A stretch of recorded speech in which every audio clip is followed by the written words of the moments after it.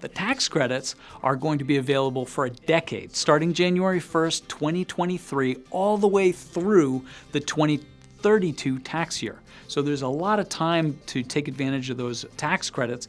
And what's interesting about those tax credits is that you can take advantage of them each of those individual years up to the $2,000 cap for heat pumps. So if you decided to install a single zone heat pump one year, you would be able to receive up to a tax credit of $2,000 in that year. And then in that 10-year period, you wanted to install another heat pump, you'd be able to receive another 30% up to $2,000 on the eligible equipment installed during that year.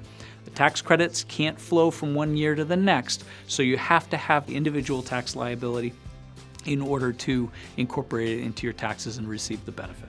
But what about the rebates, the high efficiency electric heat pump rebates?